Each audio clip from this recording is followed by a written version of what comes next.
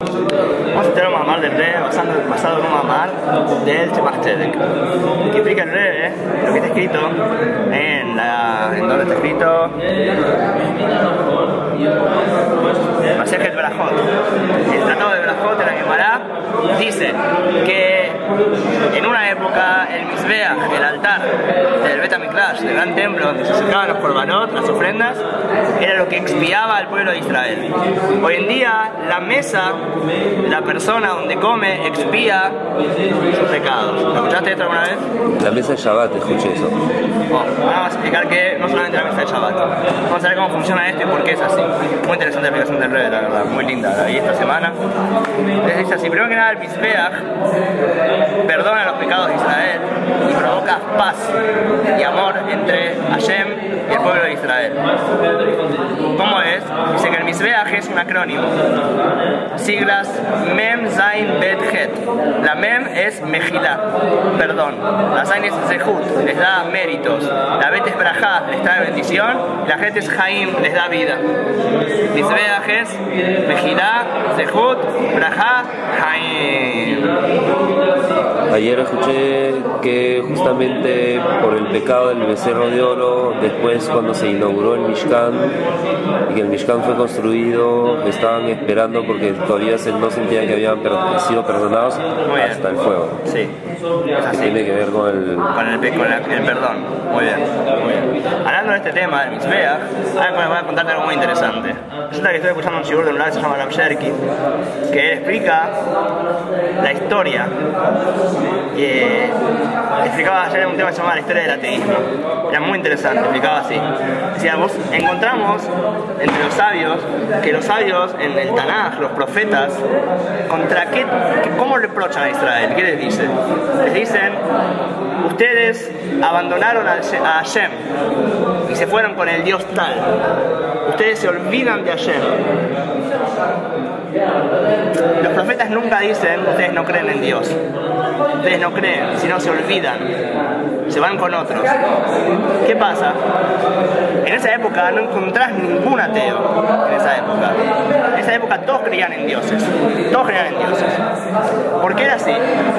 Porque en esa época, antes de la destrucción del primer Bet HaMikdash, cuando se destruye el primer Bet HaMikdash, se va la Shejinah, la presencia divina se va de este mundo. Antes, la presencia divina estaba revelada en este mundo. Si estaba revelada en este mundo, cada uno sentía divinidad y captaba divinidad de alguna manera. No había pueblos, no había nadie que no vea divinidad. En esa época la divinidad era algo visible, captable, evidente. Esa es la palabra, evidente. Hoy en día nosotros no podemos entender a esa gente. ¿Por qué? Porque era evidente la divinidad. Para nosotros hoy en día no es más evidente porque Dios se ocultó desde la destrucción del primer templo. El segundo tampoco había divinidad revelada como el primero. Dios se oculta en el primer templo. Deja de haber principalmente Avodat Zará. Deja de haber idolatría, vamos a decir, en el primer templo. Empieza a existir el ateísmo. ¿Qué empieza a haber? Empieza a existir la filosofía. La filosofía, el uso de la mente para entender el mundo, empieza a aparecer en esa época, en la época de la destrucción del primer templo. ¿Por qué? ¿Por qué? Porque la ciencia que viene a decir, la filosofía que viene a explicar, un filósofo es una persona que te explica, preguntas sobre el mundo, sobre vos, sobre el alma, a través del pensar, de entender. ¿Por qué antes no había filosofía? Porque no era necesaria. ¿Querés entender cómo es el mundo? Preguntale a los espíritus. Preguntale a la divinidad que hay en las plantas, que hay en las cosas, lo que ellos llamaban mitología.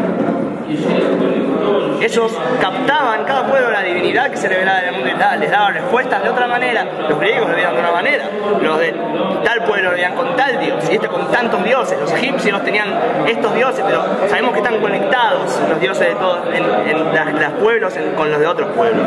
Hay una conexión entre todos. Ellos tenían revelaciones de divinidad de alguna manera, nada más que no la veían como la veían los judíos. Abraham fue el primero que luchó en contra de toda esa forma de pensar y fue el primer ateo, en verdad. ¿Por qué? qué? Porque él no creía en los dioses que todos veían, que todos captaban, que era evidente para todos. Por lo tanto, la gente no tenía por qué usar filosofía, no necesitaba porque no le faltaban respuestas. Ellos recibían conocimientos desde arriba, profetizaban, incluso los no judíos. Sabemos que cuando se destruyó el primer Mikdash, se la quemará, la profecía desapareció. La profecía no era solamente en Israel. La profecía era mundial. La gente podía subir a niveles más altos y ver cosas. Además que cada uno lo veía con su propia forma de ver. Como se le traducía a sus mentes. A los pueblos específicos se les traduce en tal manera. Y lo veían según un espejo, digamos que los dejaba ver con su forma de entender. Pero Abraham viene y dice, todo esto no tiene ningún poder. Hay un Dios que es el que creó a todas estas cosas. Y toda la gente dice, ¿de qué estás hablando? Ese Dios no nos importa. Ese Dios no cambia nada. No habla con nosotros. No hace nada con nosotros. Los dioses, digamos, los seres, los espíritus, tienen conexión con nosotros, pero este Dios no hace nada con nosotros. El judaísmo, Abraham viene a decir, no, este Dios también habla con nosotros. Y estos dioses de ustedes son los que no existen. Y ahí empieza el judaísmo, en verdad. ¿Qué es lo que nosotros, cuál es la fuente del judaísmo? ¿De dónde se basa todo el judaísmo? ¿Qué es lo que nosotros repetimos una y otra vez en la tefilá y en Shabbat? ¿Qué cosa? Que Dios es uno. No es esa la fuente de nuestro judaísmo. ¿Dónde dice el judaísmo? ¿Cómo sabemos nosotros que hay un Dios? ¿Cómo sabemos que hay un Dios? ¿Cuál es evidencia nuestra que hay un Dios? Se reveló. ¿Se reveló cuándo? Frente a Moshe. En la salida de Egipto. Todo el tiempo decimos que nos sacaste de Egipto. Yo soy tu Dios que te sacó de Egipto, dice. No dice yo soy Dios que creó el cielo y la tierra. Porque el judaísmo no aprende la existencia de Dios desde la creación del mundo, sino desde que Él se reveló a nosotros. El Kusari explica que dice, yo le fui a preguntar, dice el Kusari a un árabe, ¿por qué decís que Dios existe? Y él dice, porque es el creador del mundo. ¿Y a qué Dios se le dijo? Le dice un cristiano, al Dios que creó el mundo. El judío le dice, el Dios que me sacó de Egipto. ¿Por qué? Porque según el judaísmo, según la forma de ver el Kusari, el mundo no significa que haya un Dios. Así como hoy en día la ciencia logra explicar la existencia del mundo, no de dónde sale, no cómo fue. Bueno, eso. Pero te dice que no es necesario un Dios, que el mundo no puedes evidenciar que hay un Dios. El judaísmo tampoco dice eso. Depende de quién, en verdad. El Rambam, Maimónides, opina que sí. Maimónides opina que a través de ver el mundo puedes entender que hay un Dios. Pero el Kusari dice que no. Dice que nosotros tenemos creencia en Dios. ¿Por qué? Por la salida de Egipto. La salida de Egipto es lo que nos conecta con Hashem, lo que nos hace saber. Entonces, Abraham viene a ser un ateo para su época. Viene a decir, no, estos dioses no hacen nada. Desprecia a todos los dioses que todos comprenden y captan. Dice, hay un Dios que creó a todos esos y que se revela también a las personas. Ahora, podemos encontrar un escrito de un griego que describe los judíos, no me acuerdo el nombre de él. Los judíos, escribe él, este griego, son el peor pueblo del mundo, dice. ¿Por qué? Porque desprecian todo lo sagrado. O sea, ¿qué entiende él? No entiende que los judíos tienen un Dios y nosotros no. Al contrario, nosotros somos religiosos, nosotros tenemos Dios. Y ellos, todos los dioses los desprecian. Todo lo que es sagrado, ellos consideran que no tiene valor. Que todo el mundo y todos los espíritus del mundo no valen nada. Y sigue diciendo ahí que en su Bet HaMikdash, en su gran templo, entras a la parte más sagrada de ellos y que hay ahí nada. Es un desprecio. Entonces no hay nada. No tienen Dios estos tipos. ¿Entendés? Sí. No tienen Dios.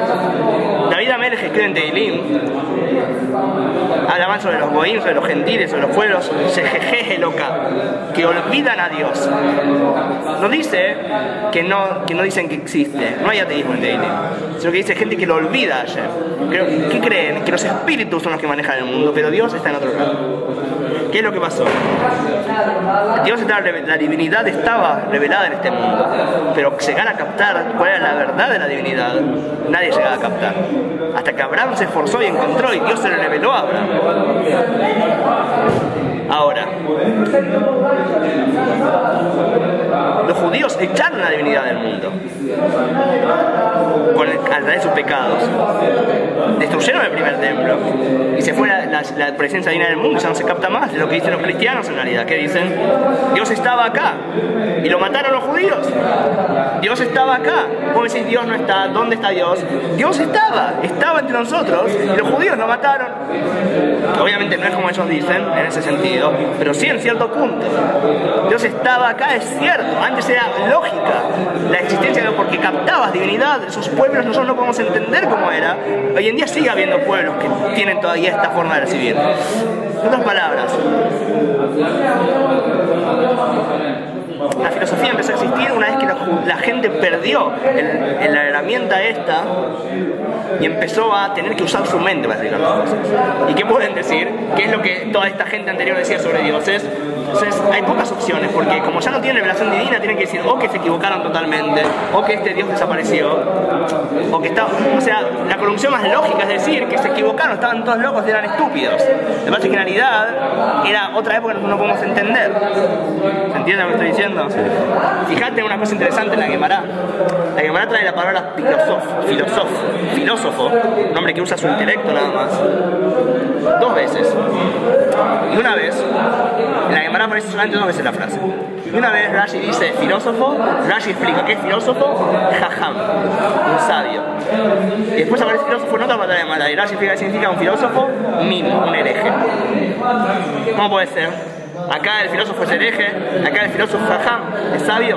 Lo está explicado en la Gemara, que el filósofo que Rashi dice que es hereje, ¿quién es? Judío. El filósofo que es un sabio era un gentil. ¿Por qué? Porque el filósofo judío, ¿por qué empieza a ser filósofo? Porque él empieza a negar la profecía que había hasta el segundo templo. Dice, la profecía no existe, porque no la veo, entonces no existe. Se equivocaron antes. Niega la profecía, entonces es un hereje. Pero el Goy, ¿qué pensaba antes? En mitología, en lo que él entendía que no era así en verdad, aunque había divinidad, pero como él la entendía nada más, como hablamos de otros chakras y todo eso, ¿te acordás? Sí. Que sí pueden ser ciertos, pero esos los ven con sus anteojos y no es lo que realmente la cosa es. No tienen poder en verdad la cosa esa, aunque sea que sí exista, pero no es lo que ellos interpretan que existe. O sea, que es. Hay fuerzas divinas, hay ángeles, hay cosas sobre cada parte de la naturaleza, pero no tienen poder fuera de Dios, en verdad. Todo es uno. El judío, el Goy, que niega esto, que es filósofo, niega entonces la mitología, la recepción de profecía falsa, o sea, no bien entendida que hay hasta esa época, y empieza a tener que usar su intelecto. El tener que empezar a usar intelecto es un descenso para la humanidad en realidad, no un ascenso. Claro. Porque antes hallamos la revelación. Nosotros vemos como un ascenso y en verdad se entiende que es un descenso en aras de ascenso. Gracias a que solo no hay revelación, la gente tuvo que empezar a trabajar su intelecto y pensar y desarrollarse mucho más y empezar a transformar el mundo y a empezar a adaptar al mundo para sus propias necesidades. Antes tenías revelaciones, ¿cómo contás? ¿Qué planta tengo que comer? Le pregunto al espíritu, el espíritu me dice, ¿cómo la planta? Ya está, venga que no hay. Tenemos que nosotros descubrir cómo funciona cada planta, qué hace cada cosa, qué tengo que hacer, cómo manejarla, laboratorios, etc. Nuestra inteligencia creció cada vez más porque la divinidad en este mundo se fue cada vez más. Por lo tanto tenemos que esforzarnos más. Se entiende que obviamente que gracias a eso vamos a poder incluso en las cosas más mundanas entender a ayer. Al contrario, para nuestra mente es un ascenso. Estamos avanzando, pero avanzamos ¿por qué? Porque hay más oscuridad, porque nos cuesta mucho más. Abraham fue el primero que fue ateo entonces en negar a los dioses y decir no hay un solo Dios y ese Dios se encarga de todo y ese que crea el mundo y no hay nada más que él.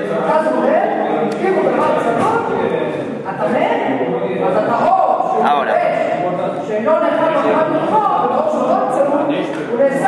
interesante el tema, ¿no? Sí. Bueno, Tiene entonces mucho sentido. tiene mucho sentido. Tiene sentido, ¿cierto?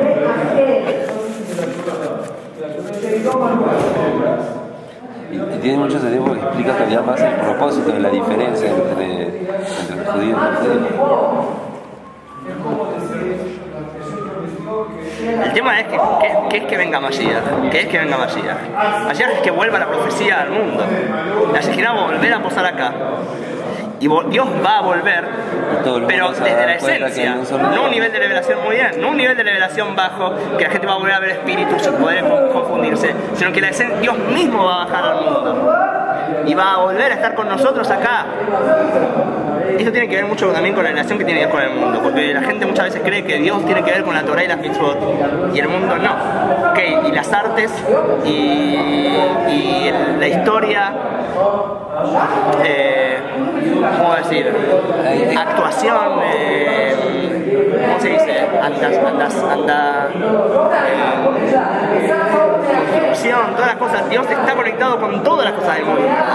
Dios es el creador del mundo entero y está conectado con todo, con el arte, con la construcción, con la naturaleza, la geografía, todas las cosas Dios tiene conexión con ellas en realidad. Pero perdimos esa profecía donde Dios nos habla del mundo más que nada. Dios nos dice qué va a pasar, qué no va a pasar, qué hacer. Dice, vendan los campos, no vendan.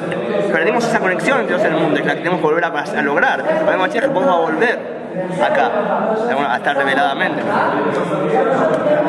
Podría decirse que ganamos en realidad un punto, porque antes que teníamos tantas revelaciones, no apuntábamos a la esencia. Nos podíamos quedar con la revelación. O sea, cada vez, digamos, el concepto de evitar idolatría, con el tiempo, cada vez estamos llegando a la anulación total de la idolatría. Al principio se creía en estos espíritus como los que manejan las cosas. Después se entendió que no. Pero también Dios sigue de a poco estando en cierta capa de idolatría. ¿Por qué? Porque también la gente, ¿cómo lo consideraba? Decía, bueno, hay un Dios. ¿Qué dicen los cristianos? Hay un Dios físico que bajó al mundo físicamente. Entonces la clipa de la idolatría todavía no se destruyó totalmente. Porque en el judaísmo no se destruyó totalmente. Por el judaísmo la idea de Hashem no solamente que hay un solo Dios, sino que este Dios no existe. Es más ateísmo todavía. Ni siquiera un Dios que existe. Eso, la ley de la un Dios naturaleza. que no existe. ¿Qué significa?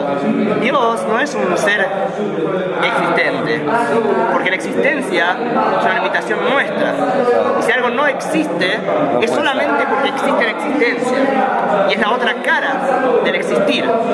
Es como cuando Dios, antes de que Dios crea el mundo, ¿cierto? Antes de que Dios crea el mundo no hay tiempo. No hay tiempo tampoco, no hay antes de que Dios crea el mundo, porque no hay antes.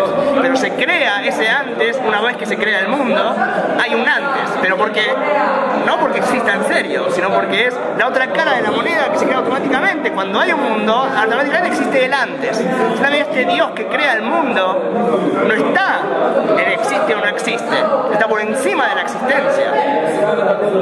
Es llegar a un Dios que no tiene existencia como nosotros entendemos en verdad. Y este Dios tiene que ver con el mundo y se conecta con él, que eso es lo que Paró negaba. El faraón decía, yo no conozco a Yud Kei Vav Kei. Elohim, que significa fuerzas, un Dios que las fuerzas que crea el mundo, yo entiendo que son divinidad, pero el Dios que está por encima de todos ellos no lo conozco porque yo no creo que tenga que ver con este mundo. Los judíos dicen no, ese Dios tiene que ver con este mundo y vas a ver cómo se revela y maneja cada detalle en verdad. Y eso es lo que Dios le reveló en las Makot. Sabemos que las Makot se dividen en tres partes. ¿Qué es la Makot? Las plagas se dividen en tres partes, donde Dios le quiere mostrar al faraón y a Egipto y a todo el mundo que yo estoy por encima de todo. Aló. Hola, va a ser clase.